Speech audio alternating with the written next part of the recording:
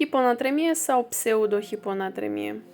În acest buletin de analize se poate observa un sodiu scăzut de 128 mg la litru, cu o glicemie crescută de 500 de mg pe decilitru și o osmolaritate plasmatică de 310 mOsmol pe kilogram.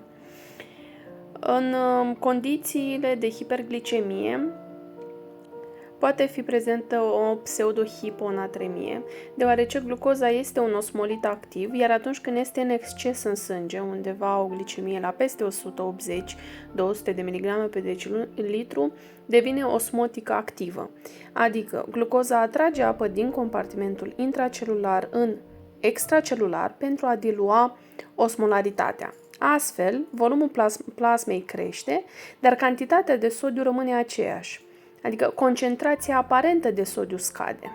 Există o formulă care se aplică pentru a calcula sodiu corectat, și anume sodiu măsurat plus 1,6, care este un coeficient, ori glicemia minus 100 pe 100. În situația de față, la un sodiu inițial de 128 de miliechivalenți pe litru, după aplicarea acestei formule, natriu corectat ar fi 134,4 miliechivalenți pe litru și se încadrează în intervalul normal.